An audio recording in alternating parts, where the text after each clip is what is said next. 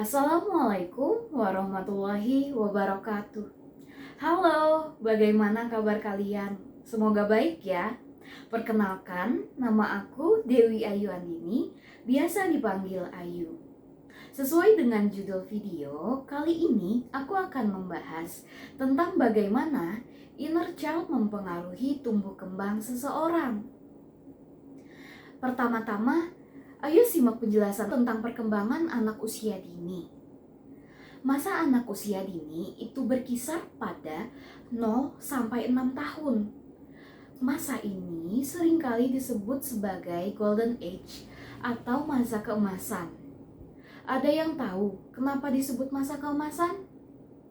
Hal ini dikarenakan pada usia ini anak sangat peka terhadap hal yang terjadi di lingkungannya, terutama di lingkungan keluarga. Pada masa golden age, anak juga mengalami perkembangan yang sangat signifikan pada kecerdasannya dibandingkan pada tahap perkembangan lainnya. Jadi, bisa dibayangkan bagaimana otak anak menyerap informasi-informasi yang ditangkap selama masa perkembangannya ini kan?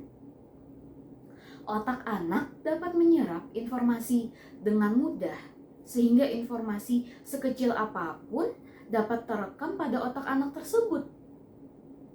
Oleh karena itu, tahap perkembangan anak harus sangat diperhatikan oleh orang tua, terutama tentang pola asuh yang diberikan. Karena sedikit kesalahan dalam pola asuh selama usia ini dapat berdampak dalam jangka waktu yang lama. Lalu setelah mendengar penjelasan aku, pasti kalian tahu kalau pengalaman-pengalaman masa kecil yang dialami akan terus terekam di otak seseorang. Hal ini tentu saja akan sangat mempengaruhi kehidupannya. Pengalaman yang menyenangkan akan menimbulkan dampak yang positif pada perkembangan seseorang. Sedangkan pengalaman negatif akan menimbulkan luka batin. Luka batin ini, jika tidak teratasi dengan baik, dapat menyebabkan masalah pada kehidupan seseorang di kemudian hari. Luka batin ini akan terus tersimpan pada inner child diri seseorang. Nah, mungkin ada yang pernah lihat artikel atau buku yang membahas tentang inner child. Atau mungkin belum pernah. Nah, untuk kalian yang belum tahu tentang inner child, ini pasti bertanya-tanya, apa sih itu inner child? Secara ringkas dapat dikatakan bahwa inner child merupakan kumpulan peristiwa di masa kecil. Baik itu peristiwa yang baik atau peristiwa negatif yang menyebabkan luka. Yang seringkali luka ini tidak disadari oleh seseorang. Salah satu contoh pengaruh dari inner child yang terluka dapat kita lihat dari kasus kenakalan anak pada usia remaja. Jika kita lihat, kenakalan mereka dapat terjadi karena kurangnya kasih sayang dari orang tuanya dan dipengaruhi oleh pengalaman masa lalunya yang membentuk kepribadiannya di masa sekarang. Lalu, pada anak yang memiliki keluarga broken home, yang seringkali menyaksikan pertengkaran kedua orang tuanya. Setelah dewasa, sang anak akan cenderung memiliki sikap yang rendah diri, sulit mempercayai orang lain, bahkan takut untuk menjalin hubungan dengan lawan jenisnya.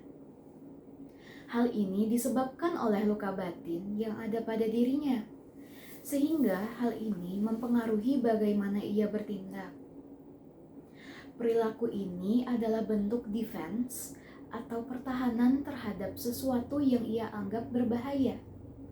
Pandangan akan bahaya ini diciptakan oleh lingkungan sebagai manifestasi dari pengalamannya semasa kecil. Oleh karena itu, luka pada inner child merupakan masalah yang perlu kita sadari dan atasi agar tidak terus-menerus menjadi masalah di dalam diri kita.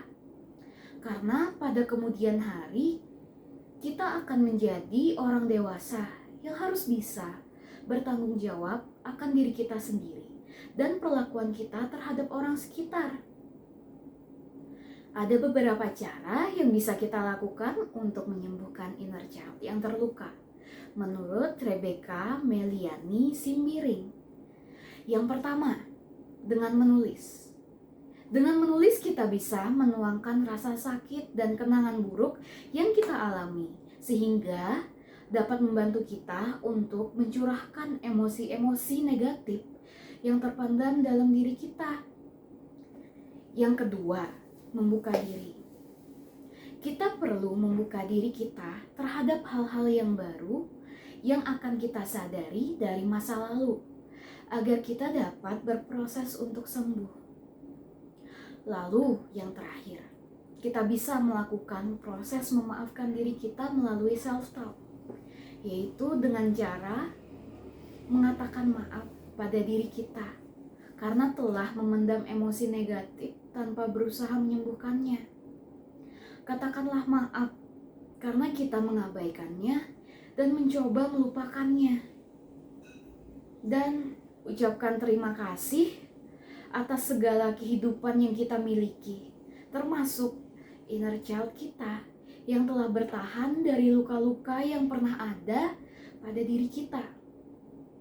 Hal ini dapat membantu kita melepaskan emosi negatif yang ada pada diri kita agar kita dapat membebaskan diri kita dari luka masa lalu.